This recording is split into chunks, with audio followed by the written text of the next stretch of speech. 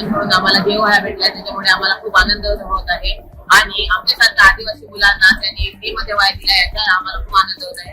याच्यामुळे आम्हाला अभ्यासामध्ये मदत होईल आणि आमचा खर्च देखील वाचेल. म्हणून भोला भक्ती फाउंडेशन कडून आमच्या शाळेकडून खूप खूप अभिनंदन आणि आम्हाला पुढच्या वर्षी सुद्धा अशीच मदत करावी अशी विनंती. भोला भक्ती फाउंडेशन श्री मीरा भाईंदर यांच्याकडून आज आमच्या विद्यार्थ्यांना 450 विद्यार्थ्यांना सर्व विद्यार्थ्यांना वह्या, त्याच्यानंतर पेन, पेन्सिल बॉक्स आणि गोड खाऊ दिल्याबद्दल मी प्रथम सगळ्यांचं अभिनंदन करतो.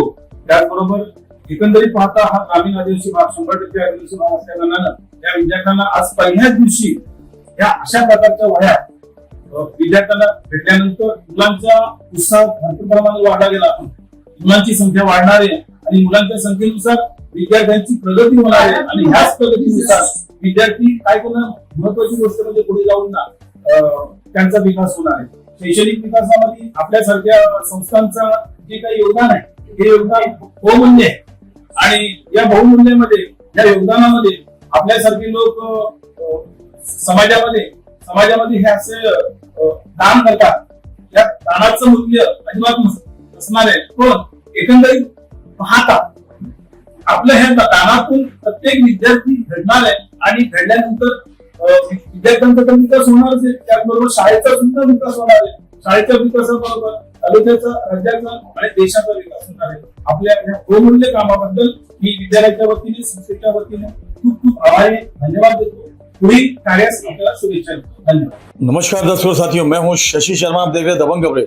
दर्शकों, आज हम भोला भैरव भक्ति फाउंडेशन के मुकेश मेहता जी के साथ मौजूद हैं और उनसे जानते हैं जिस तरीके से कई वर्षों से ये मीरा भाईंदर में गरीब बच्चों के लिए हर वर्ष नोटबुक का वितरण करते हैं और लाखों नोटबुक का वितरण ये लोग निःशुल्क करते हैं, निस्वार्थ करते हैं और यही परंपरा ये लगातार निभाते आ रहे हैं कई वर्षों से।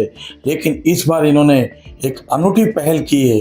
इन्होंने गरीब पाड़ों में जाकर, जवार, मोखाड़ा, वाड़ा, यहाँ पर जाकर उन गरीब बच्चों को नोटबुक दिए हैं और बहनों को साड़ियाँ वितरित की है।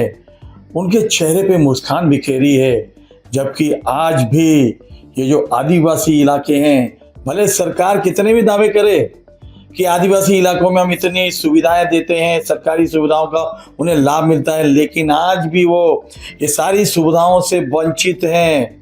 आइए जानते हैं इनसे, क्योंकि इन्होंने रूबरू होकर वहाँ का सारा किस्सा बयां किया है। हम चाहते हैं कि ये सारा किस्सा जनता के सामने आए और सरकार के मुंह पे एक जोरदार तमाचा मारे। क्या कहेंगे सर आप? शशि भाई, सबसे पहले तो दबंग खबरें न्यूज़पेपर का मैं शुक्रगुजार हूँ कि हर साल आप हमारा कवरेज देते हैं। और अभी हम साकरा, जवार और उधर तलाशी एरिया में गए थे तो वहाँ के बच्चे मूलभूत सुविधाओं से परे हैं अभी भी। इस समय भी वहाँ एक बिस्कुट के पैकेट की भी वैल्यू है।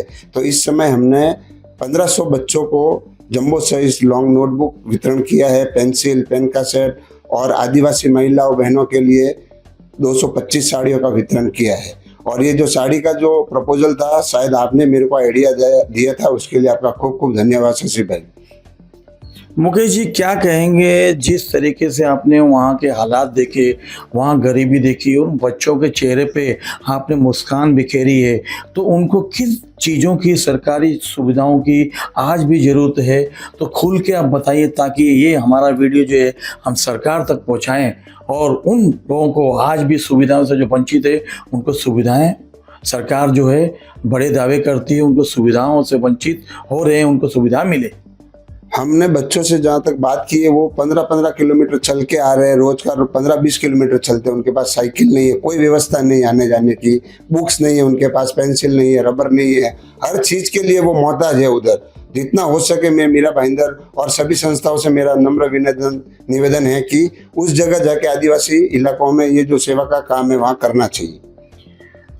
मैंने आपके मुख से सुना था कि आपने कहा कि हमने स्कूलों की अवस्था देखी और वहाँ पे एक प्रिंसिपल स्कूल था, उस प्रिंसिपल के सिर्फ कैबिन में ही पंखा था, बाकी क्लासेस में नहीं था। लेकिन उस प्रिंसिपल की आपने बड़ी तारीफ़ की, कहा कि उन्होंने कहा कि 3 महीने से मैं बिना पंखे के हूँ, जब बाकी क्लासेस में पंखे लग जाएंगे तब मैं अपने पंखे को इस्तेमाल करूंगा जो जो मेरे कैबिन में लगाया गया है, तो वहाँ के स्कूल की अवस्था भी आपने बताई कि पानी वहाँ पे गल रहा था, बारिश की बूंदों के टप टप बरसात का पानी अंदर आ रहा, तो क्या कहेंगे? मैंने उनसे बात की तो उन्होंने बोला कि एक ही पंखा था पूरी स्कूल में, और वो भी मेरे ऑफिस में था। जब तक बच्चों के क्लासरूम में नहीं लगेगा पंखा तब तक मैं मेरे ऑफिस में भी पंखा नहीं चलाऊंगा। और ये हकीकत बात है, मैंने वहाँ के सामान्य लोगों से भी बात की, ये बात सही है। उसके बाद में मुंबई से कोई डोनेटर गए थे, उन्होंने स्कूल का पूरा काम करवाया निजी फंड से, और उनका काम हुआ, फिर उन्होंने पंखा चालू किया। देखिए कितनी लाचारी है आज भी, और सरकार के मुंह में तमाचा है जो बड़े बड़े दावे भरती है। कई हजारों करोड़ का बजट आदिवासी इलाकों के लिए सैंक्शन किया जाता है, लेकिन उन तक पहुंचता नहीं है। ये आंखों देखी कहानी इन्होंने बताई है। हमारी इस खबर का संज्ञान जो है सरकार में बैठे मुख्यमंत्री देवेंद्र फडणवीस को लेना चाहिए। आदिवासी इलाके के जो नेता हैं, विवेक पंडित जी हैं, उनको लेना चाहिए कि आज भी आदिवासी इलाकों में बच्चे जो हैं वो शिक्षा से वंचित हैं, शिक्षा की जो सामग्री है उससे वंचित हैं। स्कूल है लेकिन बरसात का पानी टपकता है, बैठने के लिए बेंच नहीं है, और गर्मी में बैठना पड़ता है, उसके लिए पंखे नहीं है। आखिर में बेशर्मी की हद होती है। ये पूरा का पूरा जो फंड जो सरकार देती है वो कहाँ जाता है? शायद सरकारी बाबुओं के जेबों में जाता होगा, तभी तो ये हाल है। लेकिन सरकार को इस पर संज्ञान लेना होगा, नहीं तो एक दिन ऐसा होगा यही गरीबी नेताओं के मुंह पर तमाचा मारेगी, और उस दिन नेताओं को शर्म आनी होगी और कहेंगे कि हमने तो इतना करोड़ों का फंड दिया था लेकिन यहाँ तक नहीं पहुँचा। वक्त रहते हर इंसान को चेता जाना चाहिए और वक्त रहते ही सारे काम करने चाहिए। अब देखना है हमारी खबर का संज्ञान किस तरह लेते हैं। जिल्हा परिषद शाळा वडवली पुनर्वसन आज आमच्या शाळेमध्ये भोला भैरव भक्ती फाउंडेशन या फाउंडेशनची टीम आलेली आहे। या टीमतर्फे आमच्या शाळेतील 200 विद्यार्थ्यांना जवळजवळ प्रति विद्यार्थी 6 नोटबुक्स याप्रमाणे जवळजवळ 1200 वह्या वाटप झालेल्या आहेत। या 1200 वह्यांमुळे आमच्या विद्यार्थ्यांची गुणवत्ता वाढीस नक्कीच त्याचा लाभ होणार आहे।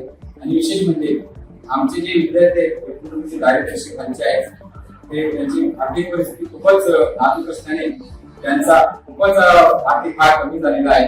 या वह्या वाटप केल्याबद्दल भोला भैरव फाउंडेशनचा मी मनापासून आभार मानतो। छत्रपति शिक्षण मंडल माध्यमिक विद्यालय कलाश्री, यहाँ पे स्कूल में हमारे 700 लड़के और 700 में से 95% लड़के ये आदिवासी समाज के और बहुत सब गरीब लड़के हैं, जिनको आज स्कूल के पहले ही दिन भोला भैरव फाउंडेशन की तरफ से सभी लड़कों के जम्बो नोटबुक दी जा रही है लड़कों के एजुकेशन के लिए।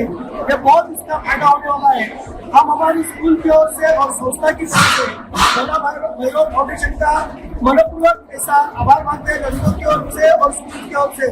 भोला भैरव फाउंडेशन हमें हर साल ऐसी ही मदद करेंगी, ऐसी हम रिक्वेस्ट भी करते हैं।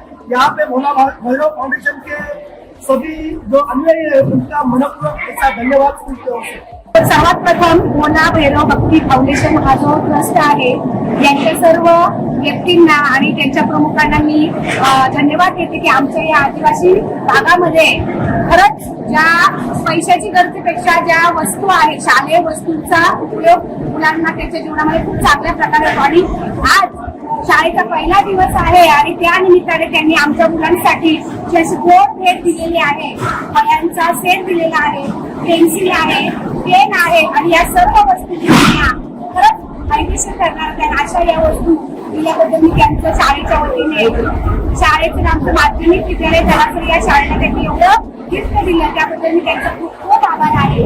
आणि अशीच वर्षभर आम्हाला वेगवेगळी मदत करावी, तिचा हात द्यावा हीच मी त्यांना आनंद विनंती करतो। शाळेच्या पहिल्या दिवशी आम्हाला भोला भैरव भक्ती फाउंडेशन कडून वह्या मिळाल्या, त्यामुळे आम्ही खूप खुश आहोत। शाळेच्या पहिल्या दिवशी आम्हाला वह्या मिळाल्या, आम्ही खूप आमचा खर्च वाचला।